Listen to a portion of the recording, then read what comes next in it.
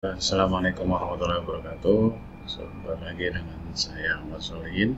Pada video kali ini kita akan kembali membahas mengenai pemrograman web dari pemula hingga mahir ya. Dan seri kali ini kita akan bahas lebih mendalam mengenai CSS ya. Bagaimana CSS ini bisa mempercantik halaman web kita. Baik. CSS ini merupakan singkatan dari Cascading Style Sheet ya, yang merupakan standar dari W3C atau World Wide Web Consortium ya, yang mana CSS ini digunakan untuk mendefinisikan presentasi visual. Jadi lebih ke arah bagaimana tampilan dari halaman web ya, yang ditulis dalam bahasa HTML, XHTML ataupun XML gitu ya. Jadi tugas dari CSS seperti mungkin sudah kita bahas di video sebelumnya adalah mempercantik halaman web ya. Dengan CSS ini kita bisa memisahkan antara struktur dan presentasi visual sebuah halaman web. Jadi strukturnya dibuat dengan HTML, kemudian presentasi atau tampilannya itu dibuat dengan atau diatur dengan CSS ya.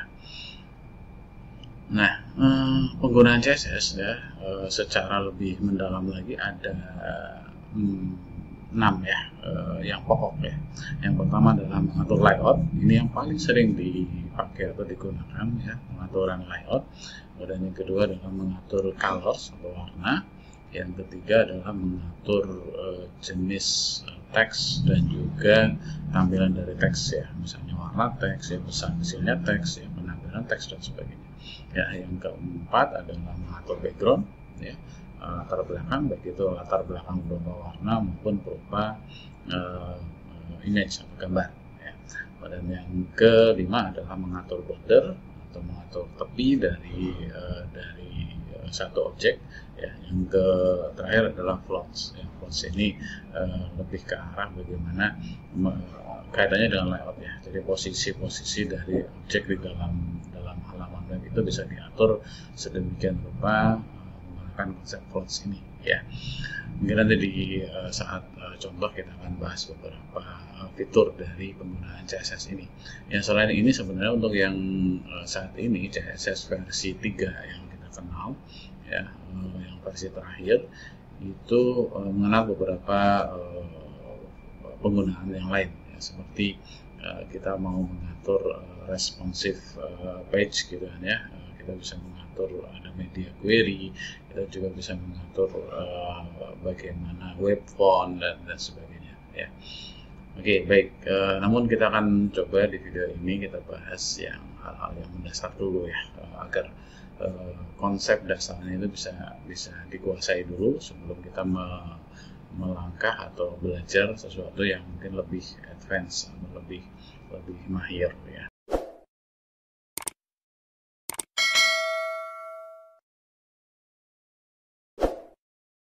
Baik, kita berangkat dari hal yang mendasar dulu ya dari CSS itu. Jadi kita harus pahami dulu bagian-bagian atau komponen dasar dari CSS.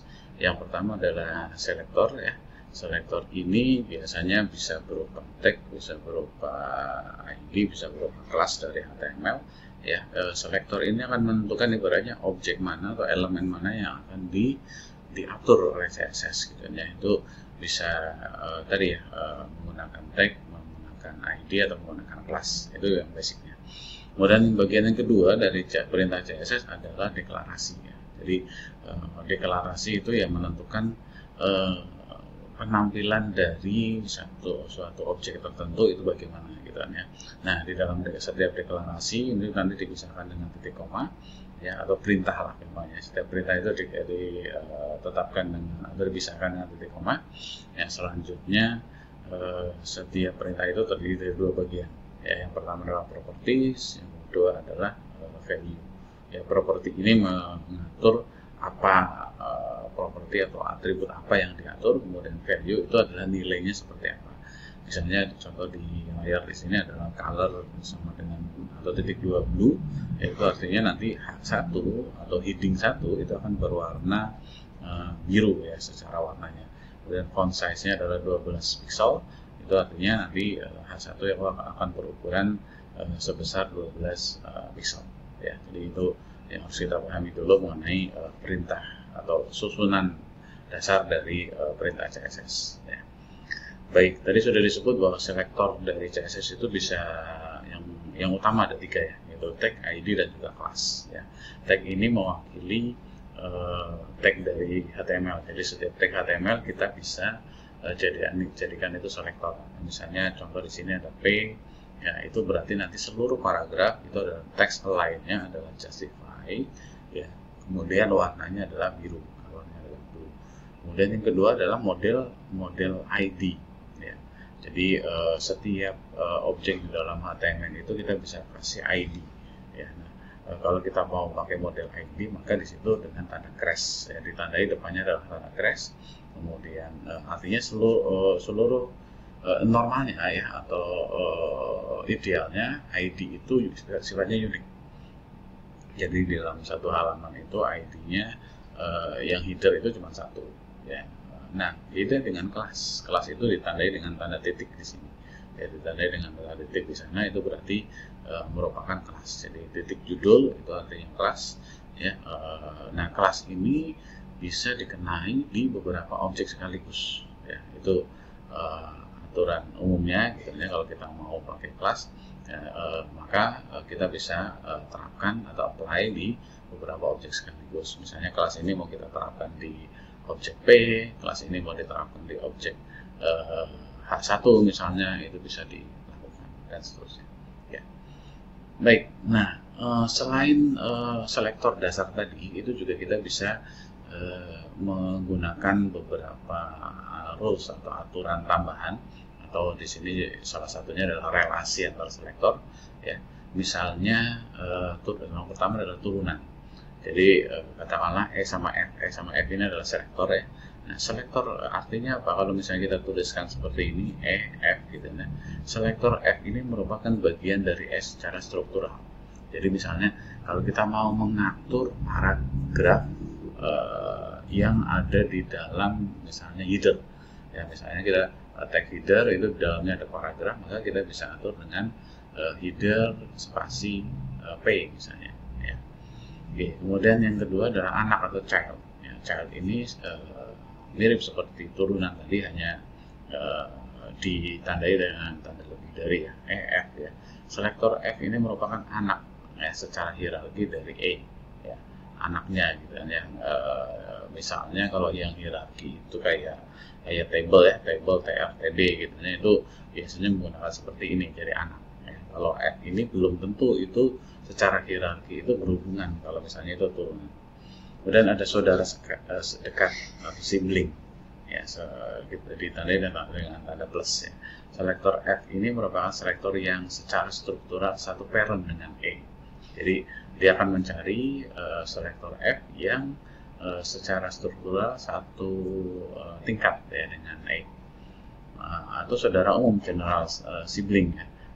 Bisa menggunakan tanda cacing di situ ya. Selektor F ya merupakan satu parent dengan E dan memiliki hubungan secara struktural ya. Nah, ini kadang juga digunakan ya untuk membatasi seleksi dari tag tadi ya. Ya, selain itu juga ada namanya atribut selektor ya. Atribut selektor itu misalnya kita ingin menseleksi satu tag atau satu objek ya dengan nilai atribut tertentu ya. Atau misalnya seleksi semua selektor E yang memiliki atribut atau TR, misalnya input require ya. Jadi seluruh inputan yang ada atribut require, maka ini akan diambil atau akan diatur oleh si CSS ini ya.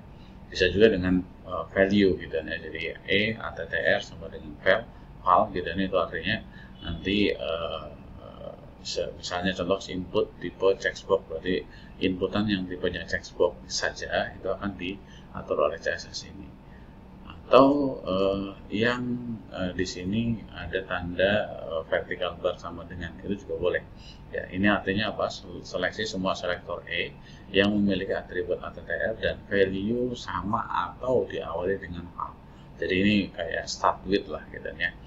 Misalnya P yang language-nya N gitu, N gitu ya, bisa English, bisa yang lain, pokoknya diawali dengan itu, maka itu akan masuk ya. Nah, sebaliknya kalau misalnya dengan tanda cacing sama dengan, ini artinya seleksi semua selektor E yang memiliki atribut ATTR dan value mengandung kata file. Jadi mau di depan, di belakang itu nggak masalah ya.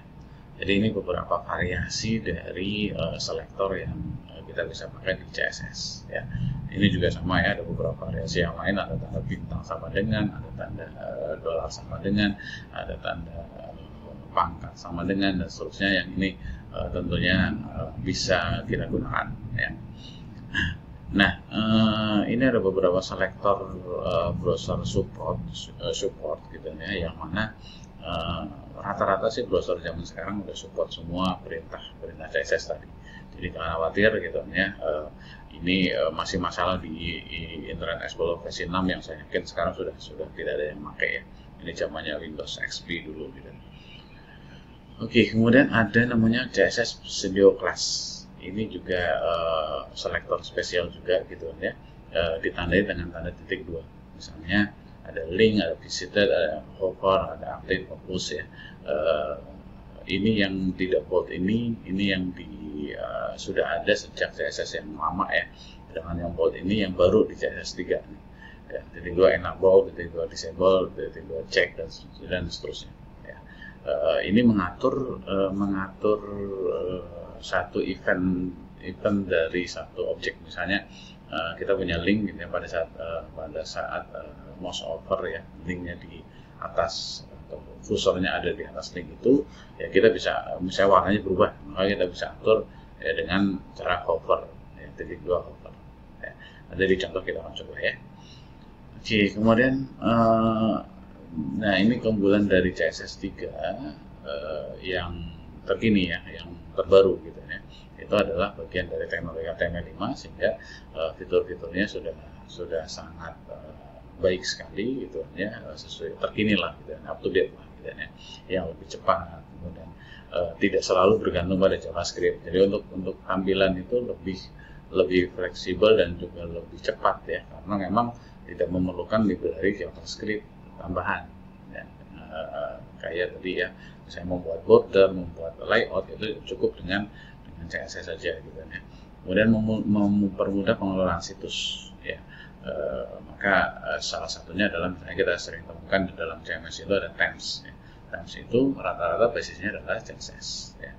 Dan lebih adaptif dan juga responsif ya. Ini kalau zaman sekarang ya, situs itu harus bisa dibuka secara nyaman di web ya, web browser, di desktop maupun di mobile ya, sehingga harus sifatnya adaptif ya.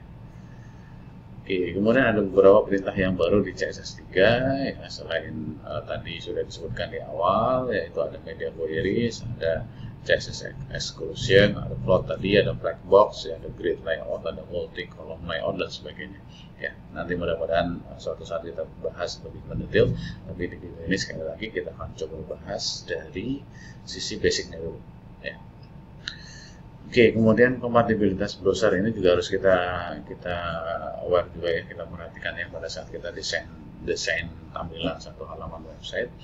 Terkadang tampilan di satu browser itu bagus ya, tapi di browser yang lain bisa jadi agak tidak terlalu baik ya.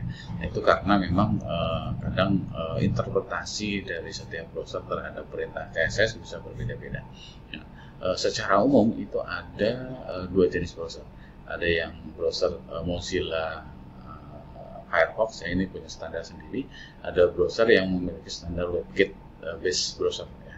Nah, ini ada perintah khusus seperti strip mouse ini untuk Mozilla, strip WebKit ini untuk browser yang sifatnya yang berbasis pada WebKit seperti Google Chrome dan sebagainya ya. Ada juga properti CSS yang diperlukan berbeda di setiap browser. Jadi kadang ada perintah-perintah yang ini hanya berlaku di browser A, browser B, dan seterusnya ya. Nah, ini kadang kita membuat kita pusing gitu ya. Kita bisa menggunakan important ya. Artinya memaksakan satu perintah itu agar itu dijalankan. Itu bisa jadi kita gunakan important ya. Nah, kemudian secara kita sebagai developer, kita perlu mencoba website itu dalam berbagai browser. Jadi jangan cuma satu, ya. Misalnya kita coba dengan Firefox, Google Chrome, atau Internet Explorer, Safari dan sebagainya. Itu kita bisa coba tampilannya apakah nyaman atau tidak dan seterusnya. Jangan sampai nanti di beberapa browser tidak muncul malah gitu ya fitur-fitur tersebut. Ya. Oke. Nah, selanjutnya adalah cara menuliskan perintah CSS. Itu ada 3 cara. Bisa menggunakan external style sheet, jadi filenya terpisah di dalam file tersendiri. Ini biasanya kalau perintahnya cukup panjang, itu lebih baik kita pisahkan menjadi file tersendiri. Apalagi kalau itu mau kita include-kan di beberapa halaman sekaligus, maka kita bisa pisahkan ke dalam file yang berbeda. Ini biasanya sih kalau urusan yang sifatnya umum, misalnya layout, itu rata-rata external style sheet, ya. Sehingga nanti halaman webnya akan lebih clean lah, gitu, ya, lebih enak dibaca. Ada juga yang internal style. Internal style itu dituliskan di halaman yang sama. Nah, berlakunya ini juga hanya di halaman itu saja. Jadi di halaman yang lain tidak akan berpengaruh, ya. Mau perintahnya ditambah atau dikurang tidak akan berpengaruh. Yang ketiga adalah inline style. Inline style ini lebih sempit lagi. Dia ditaruhnya di di tag, ya, di tag langsung atau di objek langsung. Jadi langsung inline di dalam satu objek. Ya. Mudah-mudahan nanti tiga hal ini kita akan coba pada saat contoh, ya. Nah, ini realnya, ya. Tadi external style sheet itu kita buat dengan file terpisah, ya, di dalam file khusus yang ekstensinya adalah akhirnya adalah .css, ya. Biasanya CSS ini digunakan untuk aturan umum, ya. Untuk aturan umum misalnya layout, ya. Nah, caranya adalah misalnya di sini kita menyatakan ada nama file .css, kita maka link rel style sheet href nama file .css. Nah, ini kita tinggal berarti dia akan menyatakan file nama file .css di halaman ini, ya. Nah, kemudian kalau yang internal itu perintah CSS itu ditaruh di dalam tag style tipe text CSS, ya. Kemudian diakhiri dengan tag /style, yang perintah CSS itu ditaruh di sini. Nah, ini adalah aturan yang hanya berlaku di satu halaman HTML saja, ya. Kemudian yang terakhir adalah inline. Inline itu nanti ditaruhnya adalah langsung di dalam objek atau tag, ya. Misalnya H1 style, propertinya apa, value-nya apa, propertinya apa, value-nya apa. Ya, ini hanya berlaku di H1 di mana inline CSS itu berada, ya. Nah, sekarang itu secara scope gitu, ya. Nah, berikutnya kekuatan atau mungkin pemberlakuan dari pengaturan tersebut yang paling kuat adalah inline. Jadi pada saat misalnya ada properti yang berbeda value-nya, misalnya katakanlah masalah warna nih, warna tulisan, kalau di umumnya CSS eksternal misalnya warnanya hijau, di CSS internal warnanya biru, ya. Kemudian di CSS yang inline warnanya katakanlah merah, maka teks tersebut akan berlaku warna merah, karena yang paling kuat adalah yang internal, yang paling diikuti, ya. Oke, saya kira itu perlu kita pahami bersama, ya. Baik, selanjutnya kita akan coba mendemokan beberapa perintah dasar dari CSS, ya.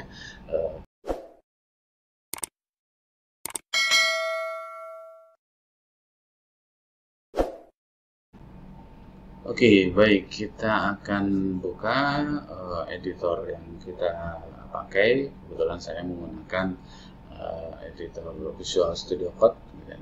Silakan membuat file .html, nama file bebas, gitu, ya. Kalau mau mengikuti yang ini juga dipersilakan, gitu, ya. Nah, kita akan coba buat file struktur HTML-nya dulu, ya. Kita pakai gaya HTML5, ya. Jadi, ya, kita terbiasa, ya, dengan perintah-perintah dari HTML5, ya. Nah, perintah-perintah seperti ini menurut saya nggak usah teman-teman hafalin, ya, tapi yang penting gunakan, gitu kan, ya. Yang kita menggunakan perintah itu lama-kelamaan akan hafal juga ya. Body, kemudian kita akan coba menggunakan gaya HTML5 di mana sudah membagi halaman itu menjadi beberapa bagian ya, seperti header, header kurang ya. Kemudian di dalam header kita akan coba buat satu situsnya tentang apa nih, situs Mandalika yang lagi ngetrend, kita buat Mandalika. Kemudian di dalam setelah header kita susun ada section. Oke, di dalam section kita ada navigation ya. Oke, kemudian navigation ini nanti biasanya ada URL, kemudian ada RI, misalnya apa ya, misalnya home, pembalap, misalnya pasang. Oke. Kemudian di dalam section kita juga bisa menambahkan artikel. Kemudian ini isinya nanti ya. Isinya misalnya di dalamnya ada P, selamat datang di sini ya, di situs. Oke, kemudian setelah ini kita ada footer, copyright,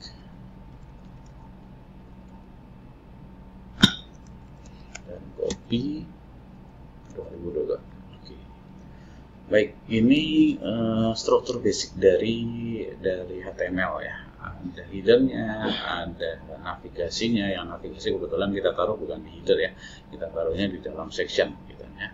Kemudian ada artikelnya dan ada footernya ya. Oke, kita simpan. Kalau kita tampilkan di halaman ya, baik, kita open yang tadi filenya ya, kita open filenya. Kemudian nah ini adalah tampilan yang belum dikenai perintah-perintah CSS. Jadi ini masih pure, masih asli ya, berupa tadi ya struktur HTML-nya saja berikut kontennya ya. Nah, sekarang kita coba atur beberapa perintah dari CSS ya, agar halaman ini menjadi lebih menarik ya. Oke, kemudian kita pakai CSS yang sifatnya internal ya, internal CSS, di mana perintahnya bisa langsung dituliskan di halaman yang sama ya. Oke, pertama saya coba atur body. Jadi seluruh teksnya saya mau atur pakai font ya. Font family-nya misalnya ya.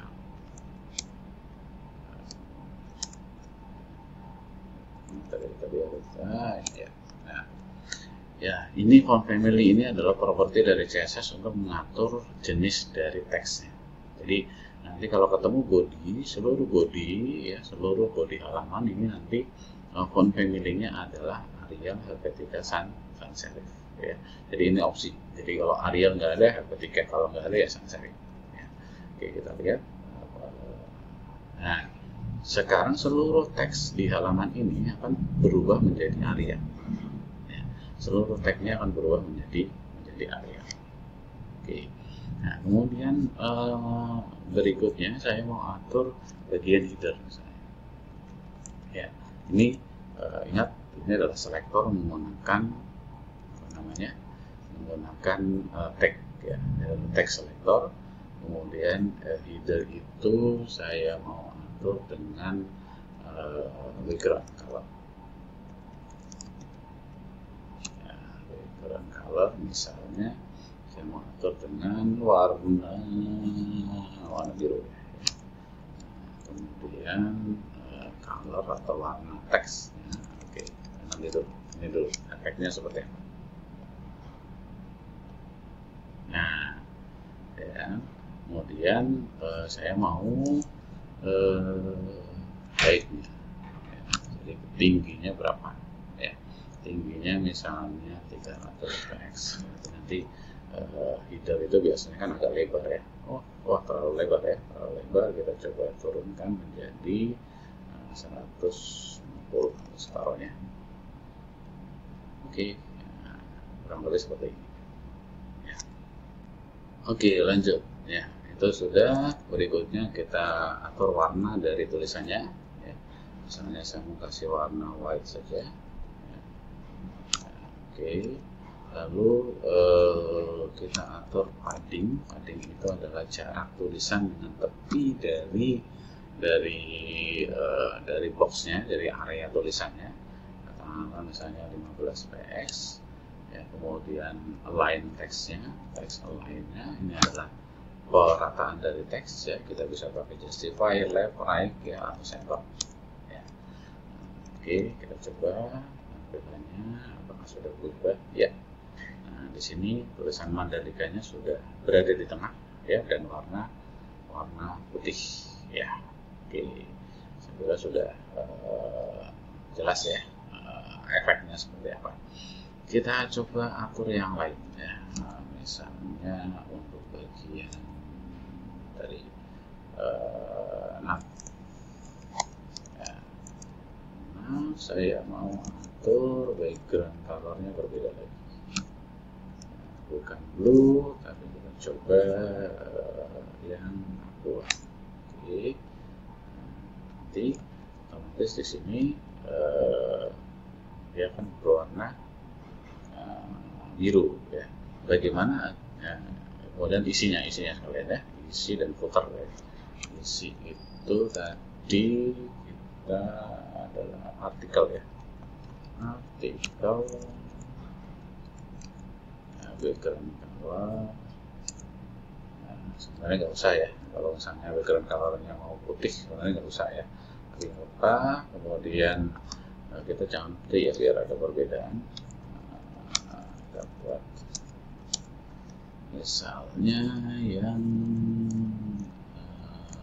yang agak grey, nah grey aja ya. Kemudian footer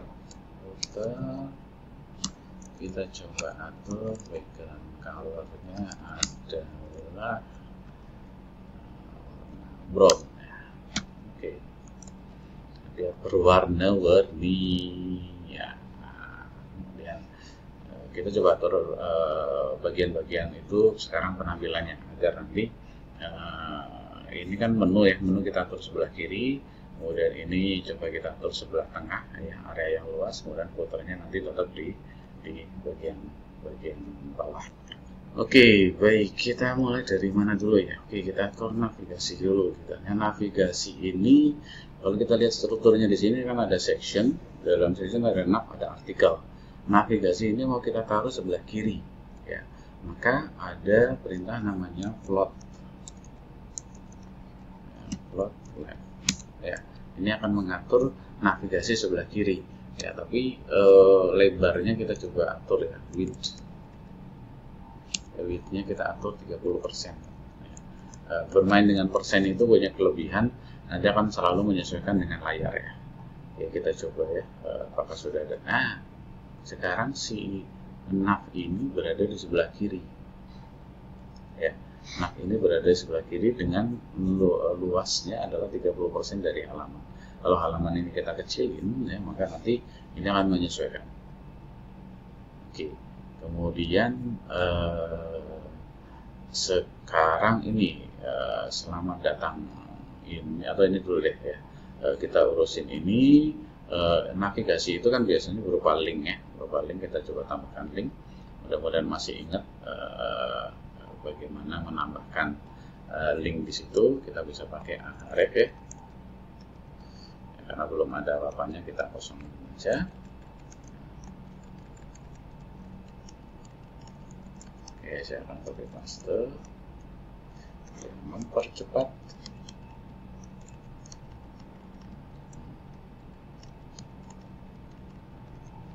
Oke, ini salah save. Nah, sekarang sudah berubah menjadi link untuk di bagian navigasinya, ya. Otomatis akan ada backgroundnya, dan kalau di mouse over ada browsernya berubah. Nah, sekarang kita mau hilangkan ini, hilangkan tanda list itemnya ini gitu ya, bulletnya ya. Itu ada perintah di CSS-nya, kita bisa menghilangkan itu gitu ya, dengan cara misalnya itu kan UL-nya itu ada di nav ya, nav UL. Nah, ini yang tadi disebut sebagai apa namanya, turunan ya, child ya, atau turunan. Jadi nav yang berada di UL yang berada di nav itu diatur dengan CSS ini ya. Ada perintah list style tipenya non.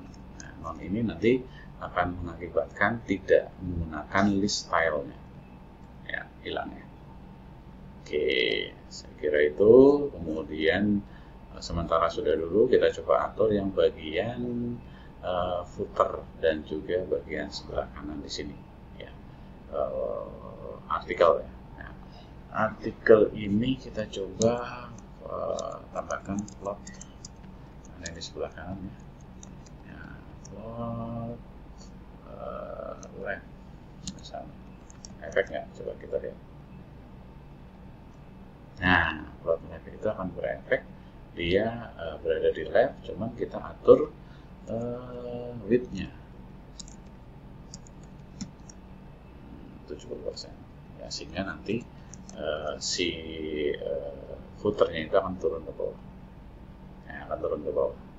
Oke, akan turun ke bawah, jadi dia akan lebarnya 70%, ini ya ini 30%. Suatu saat kita ingin mengganti ini menjadi navigasi sebelah kanan, sebenarnya tinggal cukup seperti ini saja, harusnya sih akan, nah ya mudah sekali saat mengganti navigasi sebelah kanan, walaupun secara struktur HTML itu tidak ada perubahan, tapi dengan CSS kita bisa atur posisinya ya, itu menariknya ya. Oke, kita ganti ke left. Kemudian kalau nggak salah ada perintah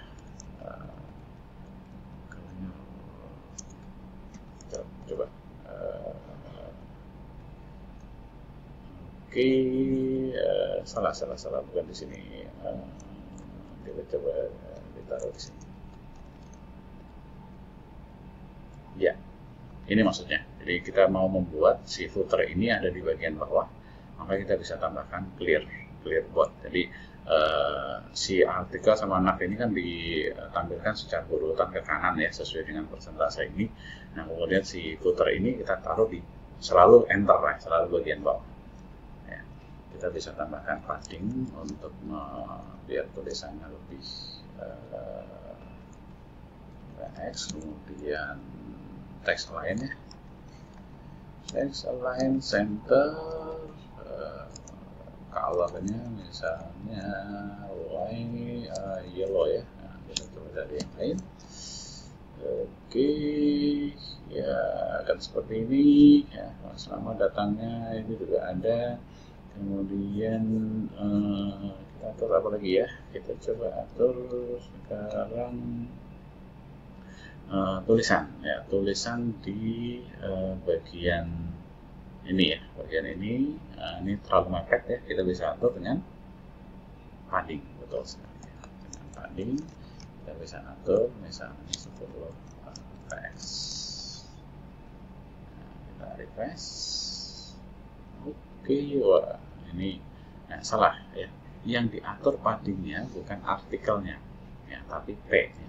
Nah, kita bisa atur padding di p ya. Makanya kita harus setiap perintah ya, kalau saya sih saya akan coba-coba gitu kan ya, efeknya seperti apa ya.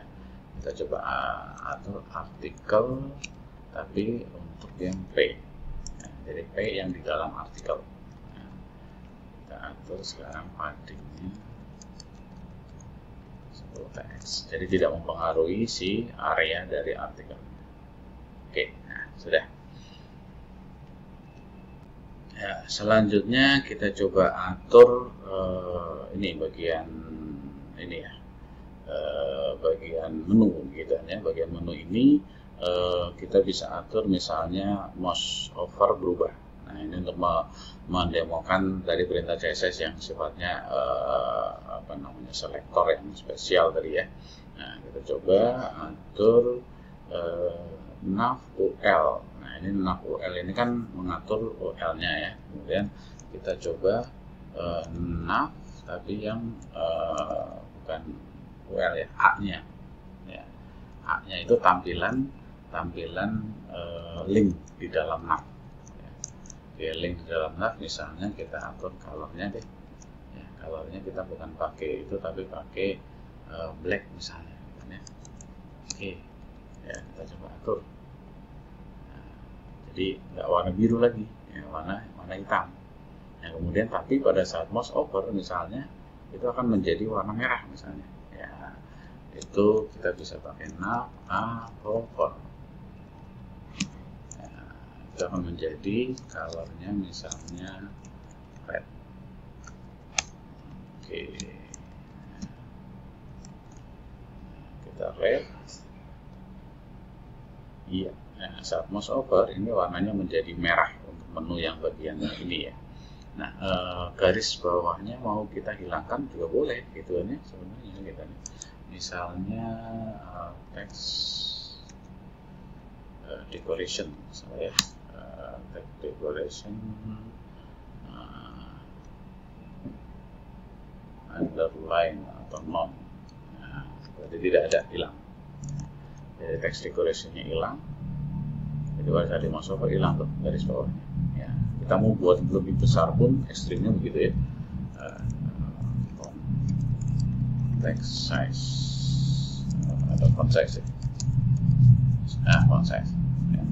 Font size itu katakanlah misalnya kita mau pakai persentase misalnya 150%, boleh. Dia akan lebih besar 150%. Iya. Oke. Baik, seru ya belajar CSS ya. Nanti kita akan coba lagi di video selanjutnya mungkin lebih menarik lagi ya terkait dengan pengaturan dari CSS ini. Mudah-mudahan bermanfaat. Sampai ketemu lagi di video selanjutnya. Assalamualaikum warahmatullahi wabarakatuh.